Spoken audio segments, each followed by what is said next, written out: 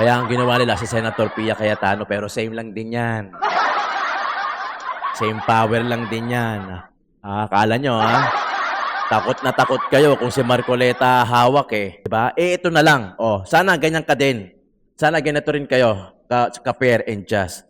Kung si BBM, hindi niya sinunod yung Supreme Court regarding dun sa hair follicle test. Tapos ito, Senador, gusto nyo arestuhin, tapos dalhin sa ICC. Issue na bayan ating pagsapan! What's up mga kayon, and welcome back pa rin syempre dito lang sa Joe Malone TV para sa Issue na bayan nating pagsapan!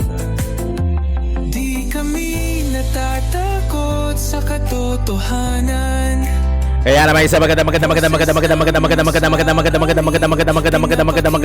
umaga, hapon o gabi sa inyo lahat. Issue ng bayan, ating pag-usapan. Umiinit, tumitindi ang mga issue, Walang kaya tutok na mga kayon. sa katotohanan lamang. Para sa Huwag papatinag, huwag papa-intimidate. totoo ang laban. Hindi puro drama, di rin chismisan. Lahat ng tanong may klarong kasagutan. Kasama ka rito sa diskusyon. Boses mo may halaga sa solusyon.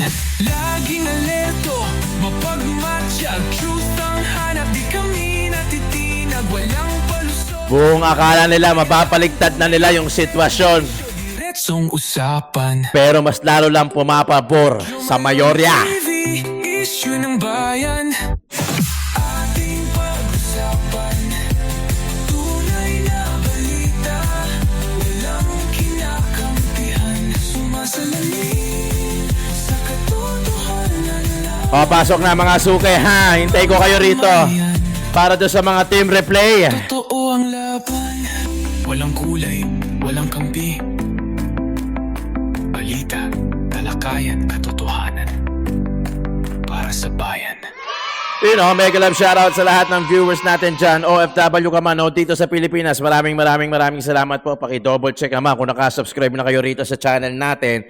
At kung hindi pa naman, paki-subscribe at paki-click yung bell icon, yun ang importante, para lagi kayong notification na nag-upload tayo mga kayon. Ha? Game.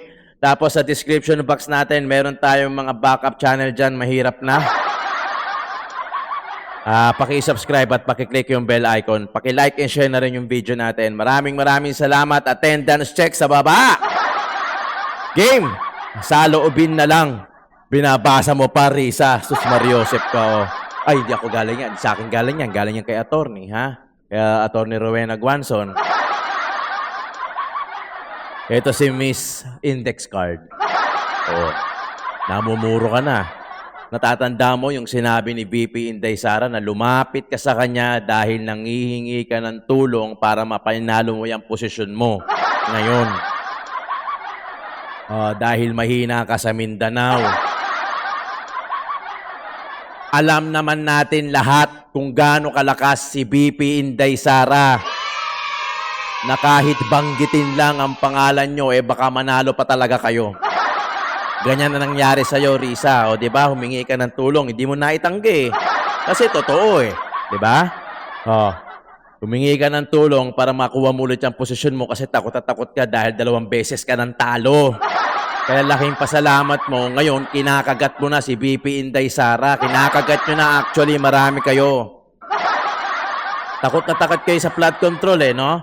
Huwag kayong mag-alala. Yung flood control, si Senator Pia Cayetano na yung hahawak. Huwag kayong mag-alala. Same level lang din yan ni Marcoleta. Tingin ko, nilihis lang talaga ni SP, Alan Cayetano, ginawa niyang, kasi baka mamaya mapag-initan, di ba? Gumawa na naman sila ng hakbang, palitan na naman yung SP. Kaya ang ginawa nila si Senator Pia Cayetano, pero same lang din yan. Same power lang din yan. Akala nyo, ha? Takot na takot kayo kung si Marcoleta hawak Di ba?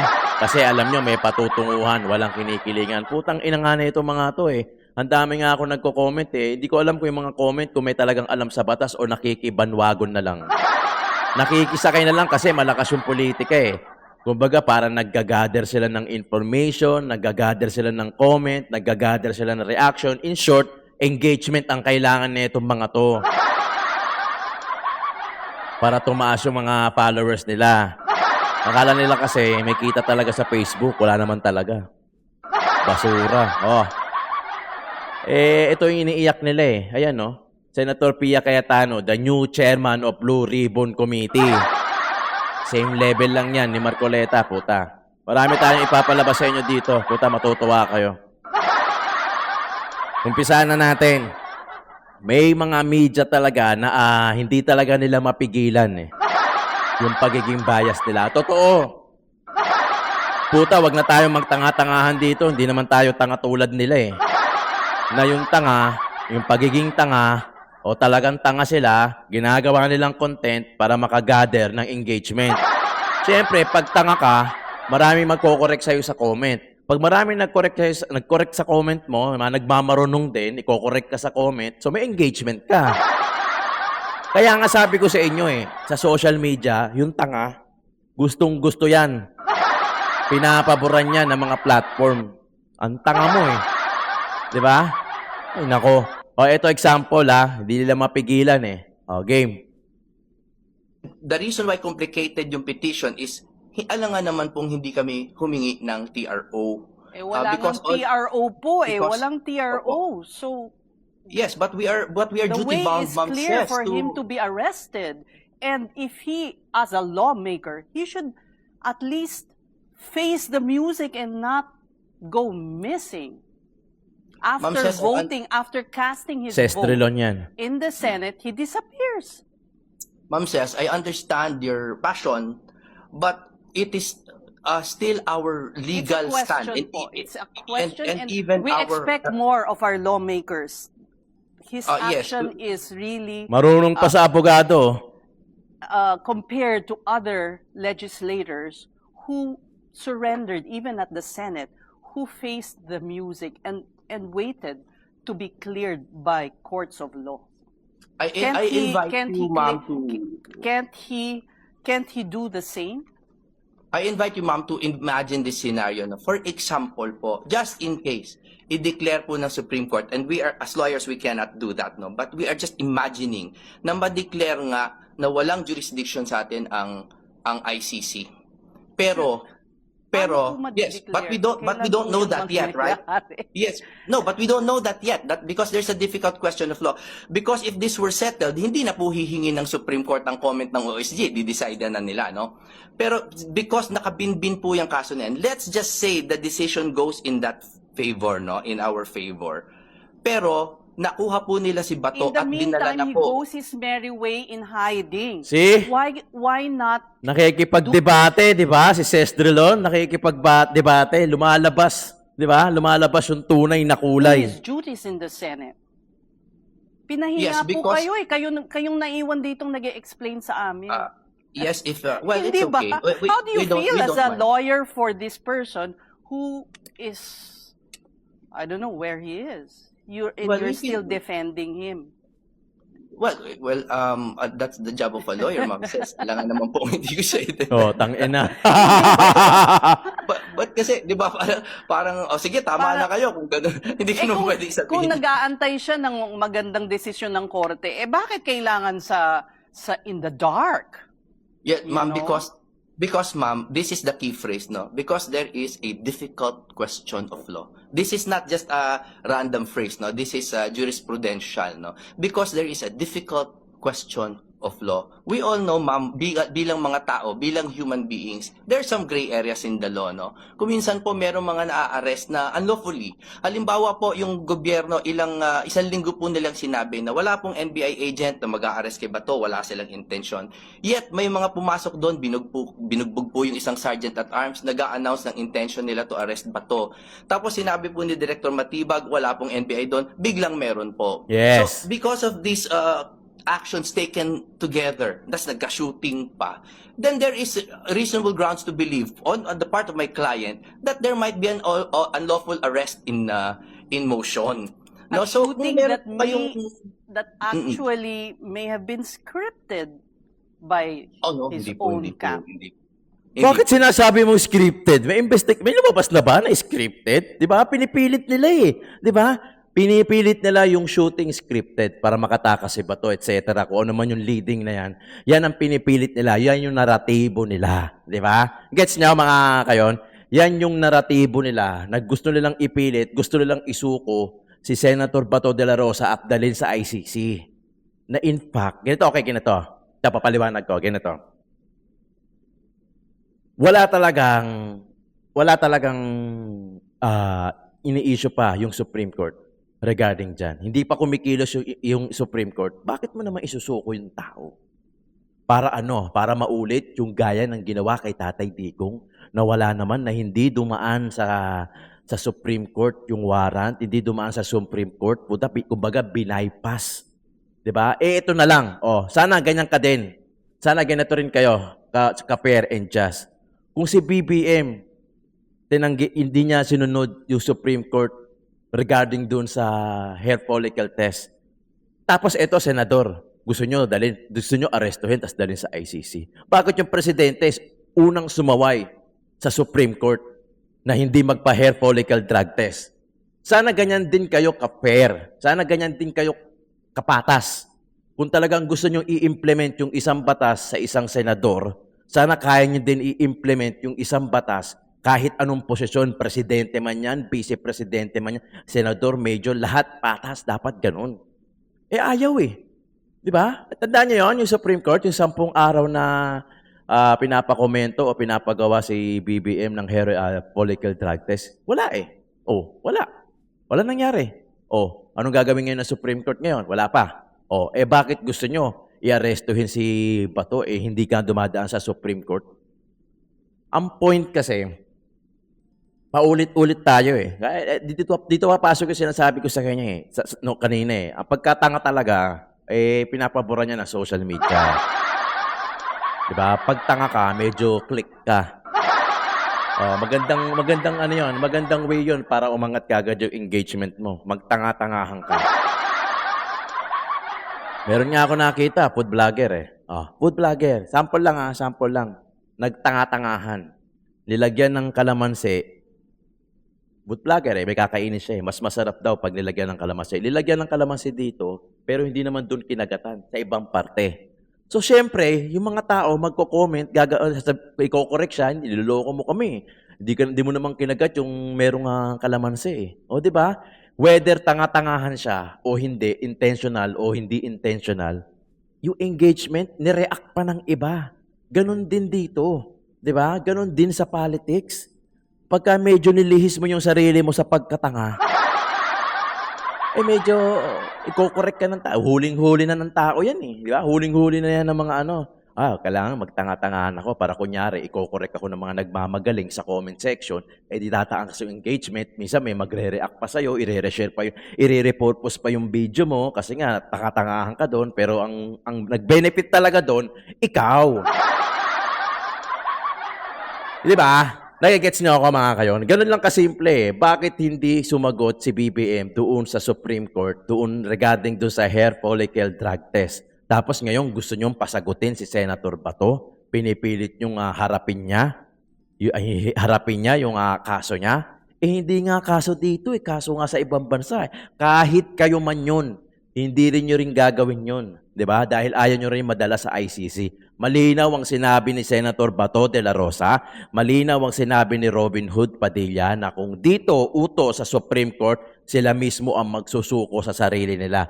Si Senator Robin mismo ang magsusuko kay Senator Bato de la Rosa. Kaso hindi.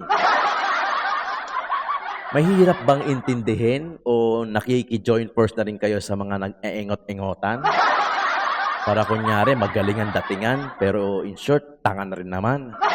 Di ba? Kung scripted po yun, ibig sabihin po, kinausap nila yung NBI. Ibig sabihin po, in cahoots yung NBI para mag-drilling doon sa kabilang panig po ng Senate sa GSIS. Anyway po, we're talking I about find the that actuations of the Senator Bato Yes, de but la for Rosa. them to stage that shooting, that means sila po yung kinausap nila yung driver na si Oragon para magpaputok yung mga NBI para mag-drill. Oh, di ka makasagot, I think no? we should be beyond that, no? Sa kanya nang galing na baka daw scripted. Oh, kung yung scripted pa, tama yung sinasabi na Tony Jimmy Bondo. Kung scripted, edi kinausap din yung mga NBI na magpaputok sa kabila, na magbalik ng putok. Ano yun? Di ba? Tamo, hindi makasagot po si Ses. staged yun, at least not by our camp.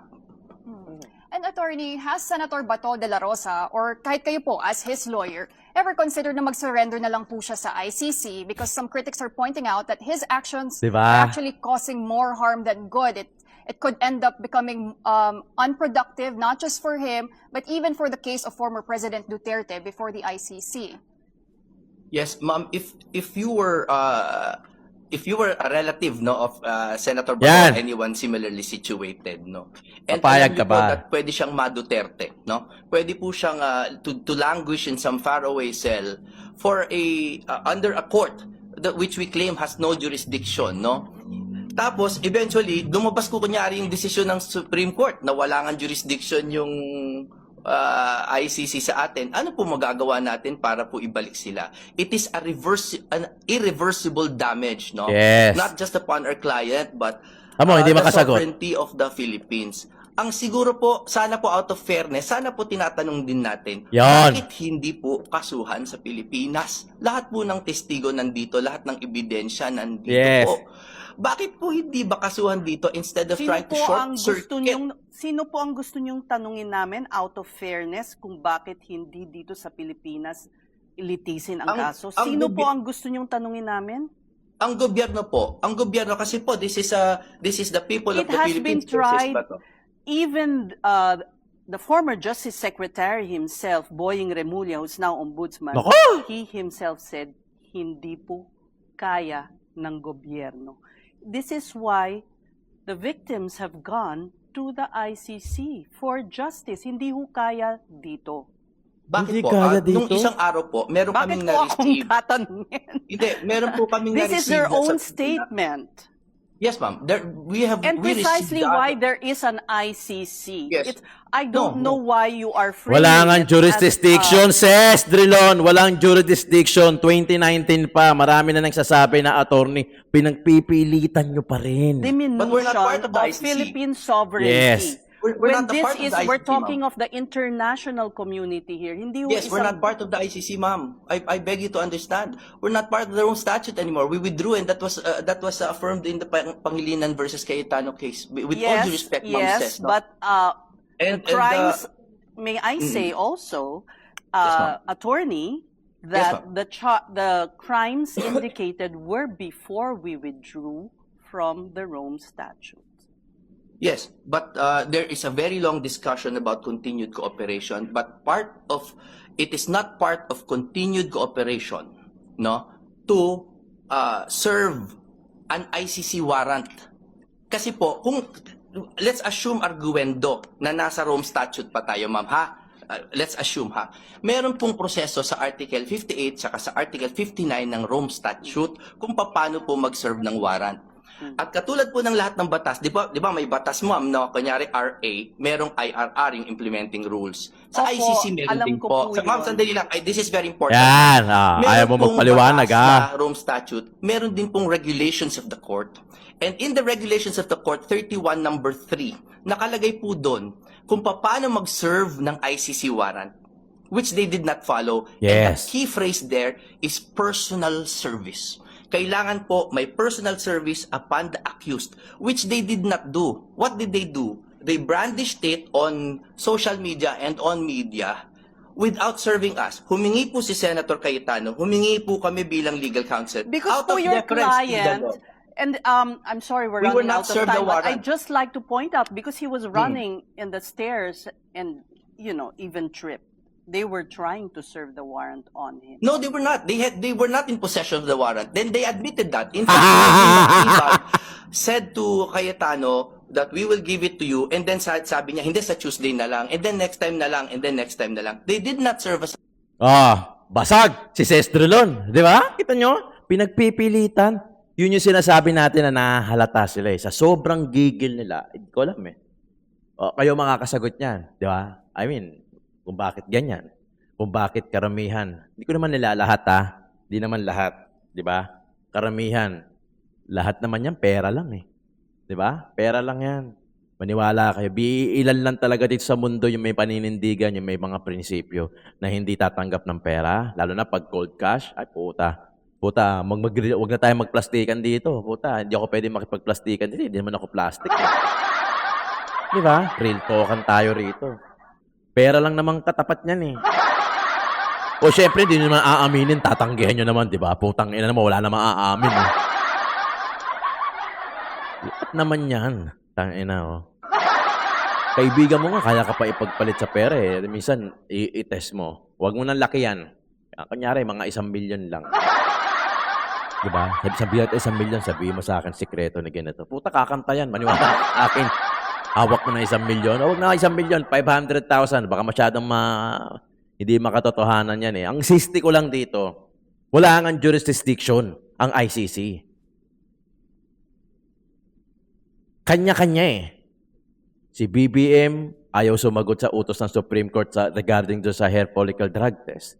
Yung sinasabi niya na wala daw kilalaman yung ahensya ng NBI do sa pagkahuli kay Senate. Tapos, meron naman pala. Tapos, wala. Di ba? Nakikita niyo yung mga previous na pinapapanood ko sa inyo rito? Kung gaano nagkakanya-kanya yung mga ahensya ng gobyerno, hindi mo malaman kung saan nanggagaling. Pero maniniwala ka ba na walang go signal yan ng itaas? Ay, puta naman, oh. Buhay naman yan talaga, oh.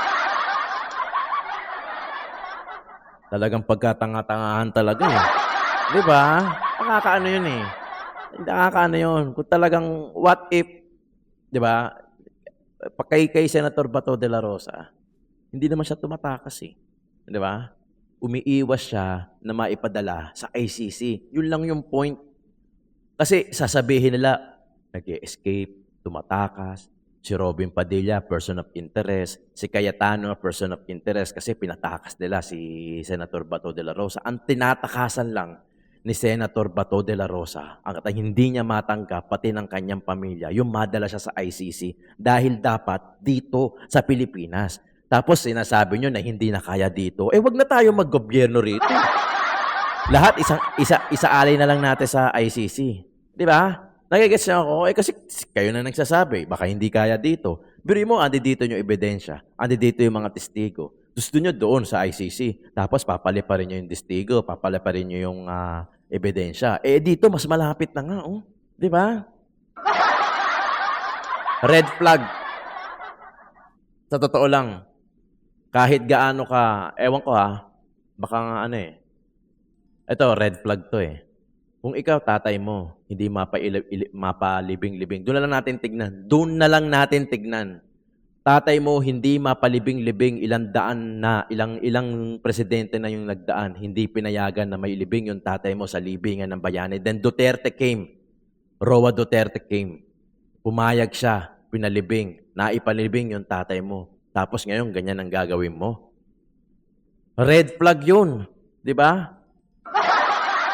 Alam nyo, kayo kahit gaano kayong kasamang tao, pagka sa magulang nyo, I'm sure, tatanaw kayo ng utang na loob, pero ito hindi. So ano yun?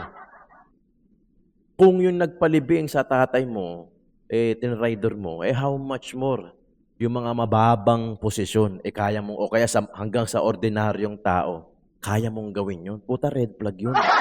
Puta, hindi nyo nakikita yun. Di ba? Ano yan?